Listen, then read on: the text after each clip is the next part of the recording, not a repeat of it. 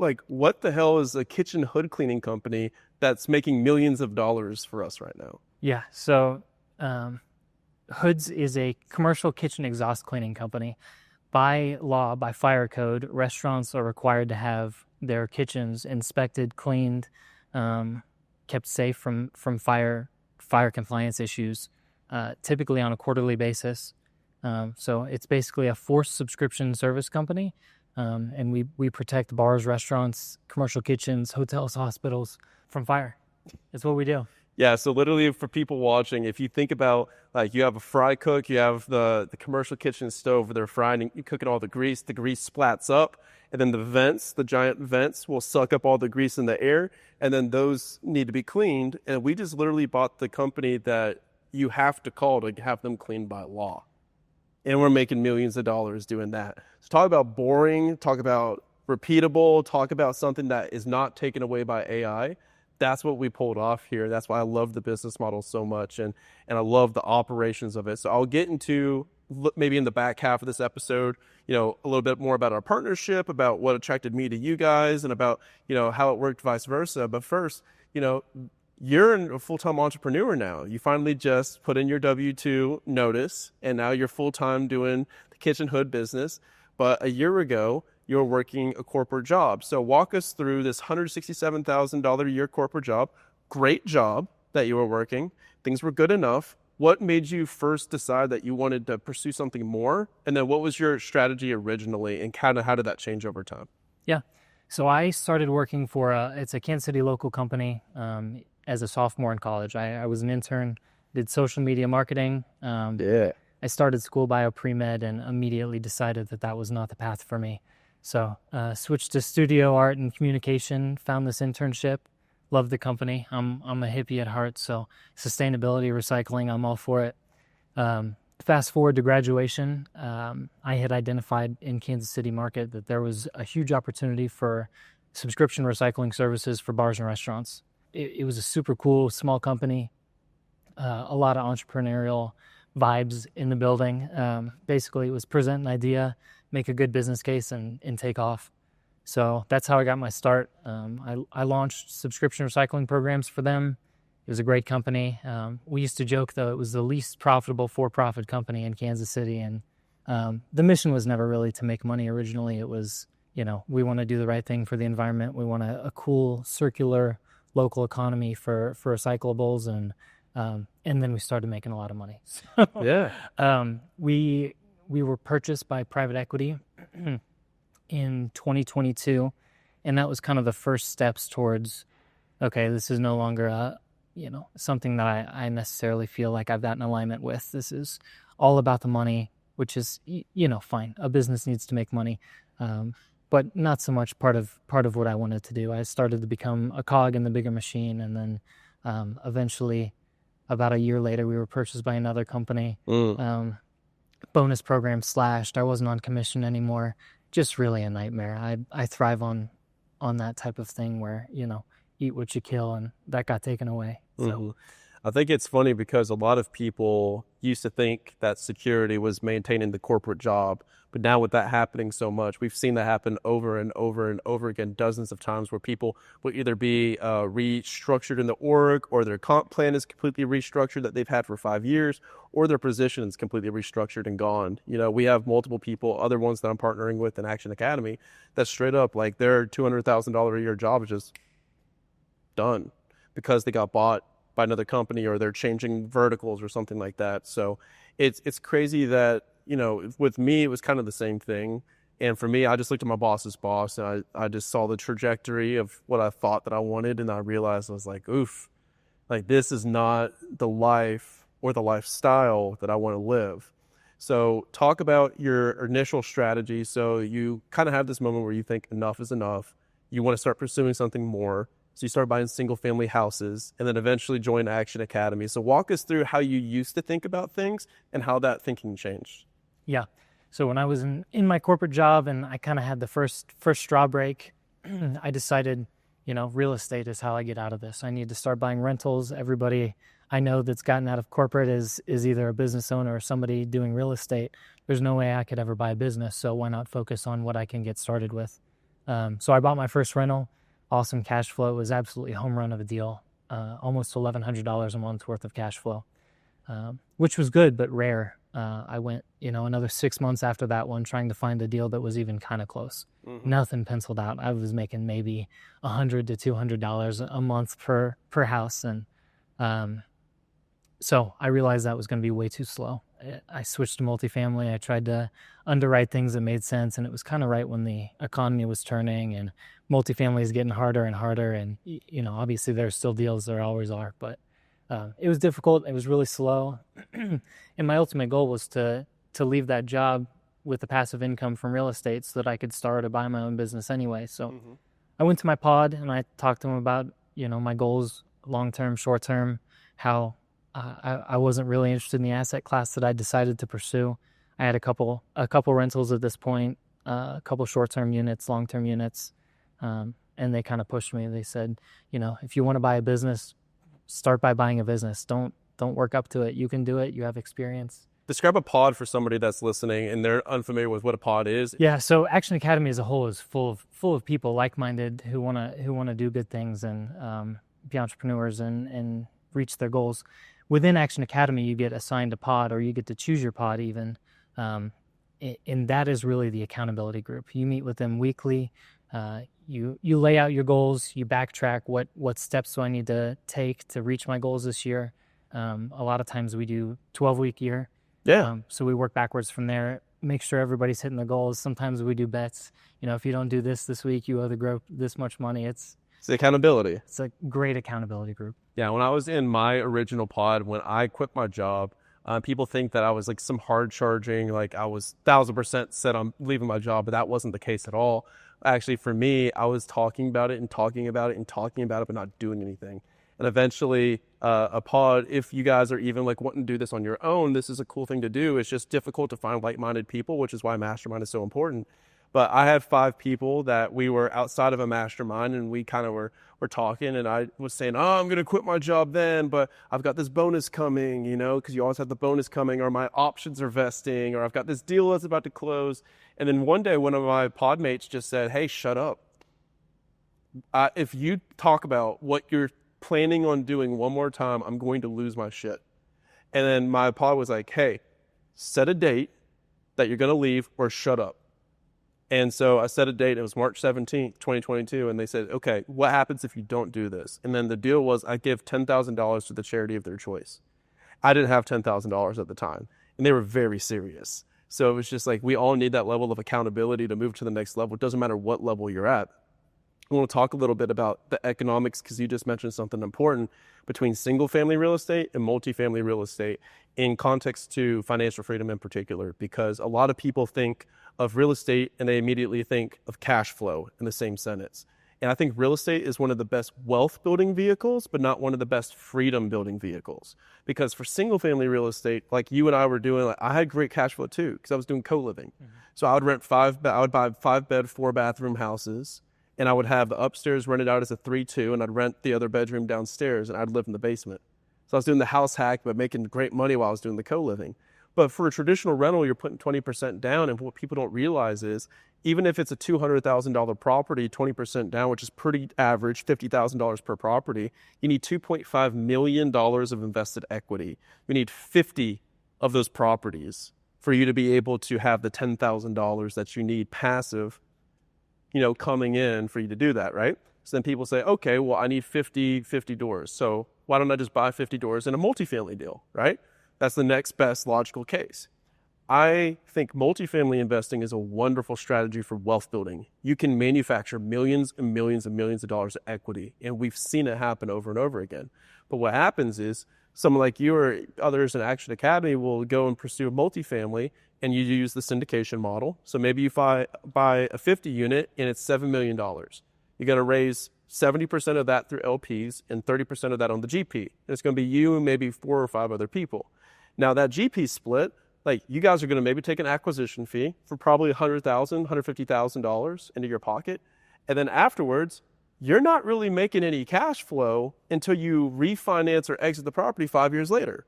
So people just they're not aware of this math when it comes to financial freedom, which is why I think it's so important. I want to take a second to say that that's why I love business buying. That's why I love active income in the very beginning, so that we can just leave the job, be able to employ leverage into doing stuff, because now you can hire a team, you can build processes, you can have partners, and then the money comes in without you, and then you can redeploy that back into passivity, right?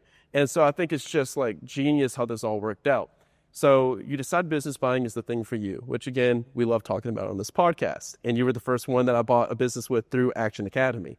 So walk us through day one of trying to buy a business, between then and the day that you bought the business. What's some advice that you can give to people on their acquisition journey? Maybe some things that you wish you could go back and tell yourself, mistakes that you made, anything come to mind? Yeah, absolutely. So A lot. I can tell. Yeah. a lot. So I decided to buy a business in December of 23. I started looking heavily very first day of January. We got back from a New Year's trip, and I was set. Started the 75 hard. I decided by the time my 75 hard was over, I was going to be under contract on a business. So biz buy sell every day, every broker conversation, every painful broker conversation I could have, I had as many as possible. And one day, mid-January, I found Hoods on biz buy sell. I reached out to the seller directly. I called him. He said, "Hey, thanks for the call. We're already under contract. Thanks for the reminder to take off biz buy sell." Unbelievable. It was Soul crushing. soul crushing. I'd been, on biz buy sell an hour and a half a day, scrolling through these horrible listings of, this is where deals go to die. Nobody's going to touch this if it's been sitting here for 2 weeks.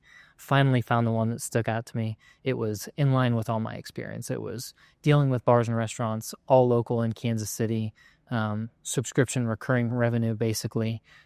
So right up my alley. I know how to do operations. I know how to deal with technicians and laborers and handle back office management. So I was dead set. I was so excited when I called him, and to get that news that it was already under contract was a killer. But I kept bugging him over the next 2 weeks. I said, "Hey, if anything falls through, if he drops his price on you, give me a call. Let's just have a conversation." And about a month later, it was mid-February. He gave me a call. He said, "Hey, deal's back on the market. I've got a couple other offers. I wanted to give you a chance to make an offer." So worked up the numbers, made a strong offer, and that was that. We went under contract. Yeah.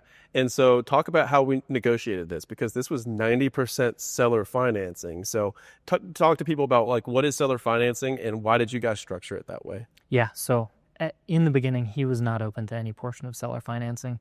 He wanted 100% cash out. He owned other businesses, and his goal was to just focus on his new business and do that full time. He wanted the cash to inject into his new venture. What we found out was that he didn't really need the cash. He just wanted monthly cash flow so that he didn't pull additional business money out of his new business. So we made the offer with 100% seller SBA financing, just a normal loan. He loved it. We took it to the bank. The bank did not love it. He had so many ad backs, things that, Tell people what an ad back is. So an ad back is things like if the seller is putting their personal vehicle or travel or meals or things like that into the business expenses, and then trying to add them back as SDE. And some of them are like, it's basically saying, hey, like, I'm counting this as an expense. It's not really an expense that you're going to incur. But in acquisition, sometimes excess of ad backs, you start to ask some questions, right? Right, absolutely. It can certainly be a red flag. So a lot of the ad backs we were accepting, the banks were not. His personal vehicle, he had an assistant in place. He had a general manager that he tried to place as an ad back, and things like that. Ooh. Some of it'll fly and some of it won't. We accepted a lot of it, but at the end of the day, the banks wouldn't, and it really helped our position towards pushing seller financing. I said, we can make your number work, but it's got to be on our terms. Yeah, it's my price, your terms, or your terms or your terms, my price. Exactly. So we made a couple different sets of offers. One was 30% seller financing, one was 40. Eventually, we got to a point where he kind of admitted he didn't need the cash. He just wanted the monthly cash flow, so he didn't have to pull money out of his new business. And that's how we came up with 90% seller financing. So he accepted that offer. I needed to raise about 90 for the down payment, and I told him, hey, I've got a rental that's got about 130 in equity in it. I'm going to sell that before we close, and that'll be my down payment, financial due diligence, all the legal costs. The cash injection is the big part, and he wanted to see that cash too. He said, if I'm going to sell or finance this entire thing, I need at least some of your skin in the game. So I told him that. He said, I have rentals too. I'd buy your rental. And we ended up selling him the rental that paid for the 10% down payment, and left me with cash left over to do all the legal and financial due diligence. So, other than the house that I already had that was paying for itself, I didn't have to come out of pocket anything. Yeah, so it's hilarious when you look at that and you realize if you literally just take the time to talk to the seller Right. and see what's really important to them, the world opens up. But the reason is a lot of people are trying to negotiate, but they don't have the fuel to negotiate. They don't have any leverage because they don't have information. So the more information that you're pulling out from discovery, from conversations with the seller, the more leverage you have because you know what's important to them and you know what levers that you can pull. So then that kind of is where I tag in because all of a sudden you guys post on our page and you're like, hey, we got this business that we're trying to buy, that cleans kitchen hoods and, we need like $90,000. And I remember I was sitting by the pool in my apartment complex and I got this phone call from Jordan, who's now at another company that we just all purchased here, Valor Peak in freaking Colorado. That's where we're recording this. And he gives me a call. I was like, Jordan, what's up? And he goes, you need to do the deal that Pearson just posted. I was like, no, really? Like, what happened? And he's like, he needs 90,000. It's a great deal. You need to do it. I think you guys would partner perfectly. I can't do it for this reason, this reason, this reason. I think you should take this and you should take it fast.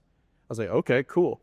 So then I hopped on a call with you guys, and then it was Steven at the time, and then you guys had a presentation. So talk to me about like why you chose Steven as your business partner, and then I'll share with the audience like what I liked about the deal and what I liked about your partnership. Yeah, so I found Steven really early on, actually. He had posted in the group something about being willing to help with underwriting. Somebody connected me with him directly, and we went to town. I said, here's the deal I've got. The numbers look great. Can you please help me find any red flags? What am I missing here? Tear my underwriting apart. I like numbers. I like spreadsheets, but at the end of the day, I'm a top line guy. Yeah. I like to sell. I like to make as much money as possible, but I need someone to help me figure out where to cut costs and how to do it. And I could tell immediately that he was my guy. Yeah. So when I was looking at it, I was doing the same thing where I look for a top line CEO and a bottom line CEO.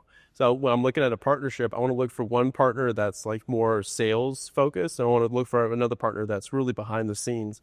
And as soon as I had the first conversation, I was just like, all right, brother, I can't even audit what you do. Like, I get it. Like because he has a private equity background. So I was like, okay, cool. I'm really locked in on you guys. And then so we get on the call and you guys start taking me through this pitch deck and you're going through, like, you're telling me about all the upside of the business and like what you're going to do, what you're bringing, what your expertise is. And he's telling me about, all the conservative projections, but they're extra conservative. They're like 27% more conservative than conservative is. And I believe that we made it about 12 minutes into the call and I just say, take my money.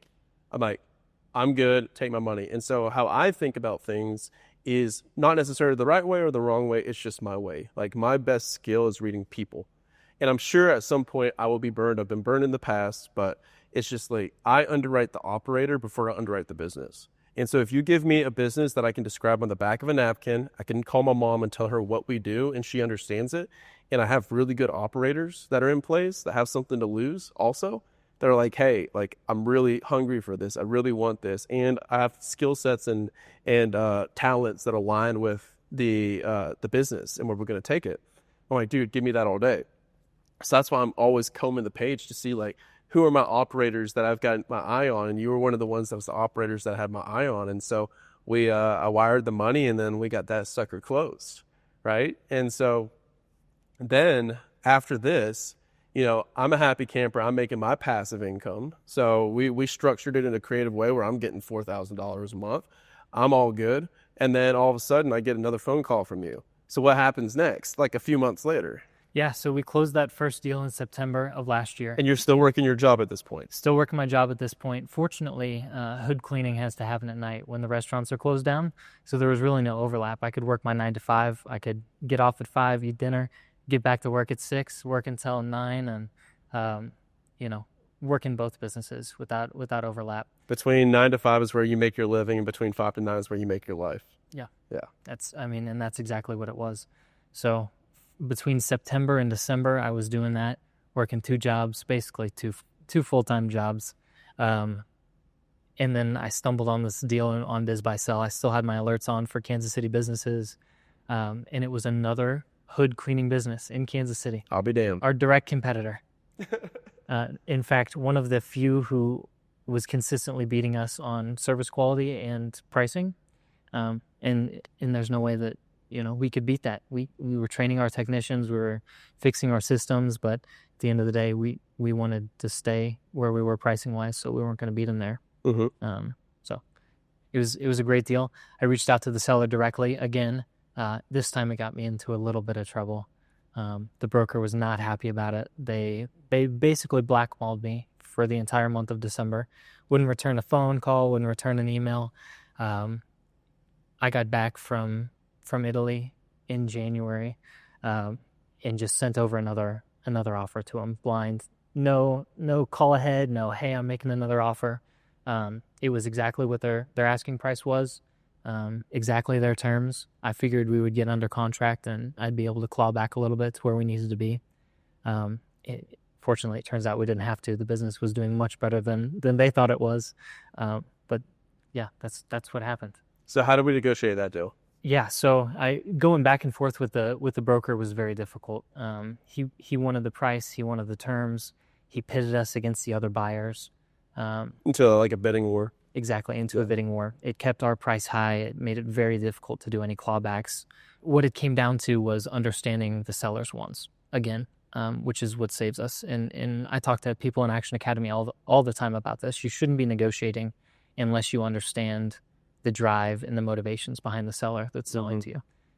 What if you offer a price discount and they don't care about an increase of price? They just want immediate hands off.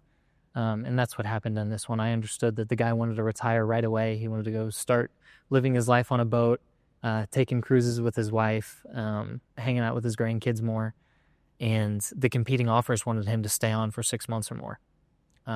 So we were in a good position because we already understood the hood cleaning business. We didn't need to be trained. We didn't need to have him do any additional onboarding work. It was, close day one, take over and start working his company. Mm-hmm. And that's what he liked about us. Yeah, and so we were able to take that one, and I bought that one too with you. Yeah. And so I got another call, and so that's why I tell people, especially like in my position, I'm like, I got to stay with cash. Like cash is king for me, because if I don't have cash, I'm not able to make these giant bets. Now I've got another, I think $300,000 that we're about to float out to other people that's sitting in cash ready to go. And so I have to stay every single day ready, because when you have that call, it's like, I gotta be ready for you, because that's the value that I bring to the deal is capital, and then sometimes help with like strategic marketing or something like that. So we get this deal done. Talk to us about the roll-up strategy and why I believe it's the best wealth building vehicle that exists, period, for people to build generational levels of wealth. And then also, this wasn't technically like a roll-up. Like there's another word for what we call this. So like, what is the roll-up strategy? And then what was this first part of the roll-up? Yeah, so I think absolutely our strategy is gonna be to continue doing roll-ups, whether that's in Kansas City locally or spread throughout the region. If we're buying other hoods territories and locations or other competing businesses and rolling them into the model. Basically, the model is you take a platform that has really good systems, an easy to operate business, something your mom could understand, that you could write on a napkin, and then you find competing businesses that are really strong, and you buy them, and then you tuck them into your existing business. So we call this one the tuck-in. A tuck-in, exactly. Yeah. So this was the first of hopefully many tuck-ins. And the reason it's so powerful is because, if you buy a business with $300,000 in seller's discretionary earnings, and then you buy 5 more of those, it increases the purchase price multiple from a 3 times multiple to, if we get hoods up to 5 million top line, we'll be up over $1 million in annual SDE. Mm-hmm. And at that point, the purchase multiple is going to go from 3 to 5 or 7 even, maybe higher. Mm-hmm. So it's a massive multiplier of wealth, and you're just skipping steps. It's awesome. Yeah, so there's 2 different levers that you could pull when it comes to business acquisition when everybody's trying to build equity, right? So you can either increase the SDE or EBITDA when you get a little bit larger. So we were starting to Before we were tracking Action Academy profit in SDE, but now we're starting to pivot to EBITDA because we're into the 7 figures now. And so once you get past that point, then it's EBITDA, earnings before interest, taxes, depreciation, and amortization. There we go, nailed it. It's that word freaking kills me. And so the two different levers that you can pull when you buy a business to manufacture equity is, number one, increase the SDE, the profit, right? So if you buy something that's a 300,000 SDE at a 5x multiple, then you can increase that by $100,000, and then that's $100,000 times 5. You just added $500,000 of equity to the business. Like, that's a big deal. Now, what you're talking about with the roll-up strategy is you're taking all of these different discombobulated companies and you're putting them all together. It's what private equity looks for in like HVAC, plumbing, etc. And then you take maybe 5 or 6 different plumbing companies, you combine them all together. You have one centralized office, one centralized C-suite, one centralized hub of operations, sales, finance, HR, everything, because they have economies of scale. Now you can purchase parts at a better rate. You can pay at a better rate. You have better systems, better hiring, better onboarding, better ops. And then all of a sudden, like, you're just adding gobs and gobs and gobs of profit. And then eventually, once you get up to the $1 million of EBITDA, then you're starting to become more attractive. Once you get up to about $3 to $5 million of EBITDA, especially $5 million of EBITDA, then at that point, like, that's when you're really like, you can sell for an 8 to a 10 or even higher, because that's where private equity is really looking. So once you get to about, I would say, like, yeah, that $12 million top line and about $5 million EBITDA, that's money. That's the money shot.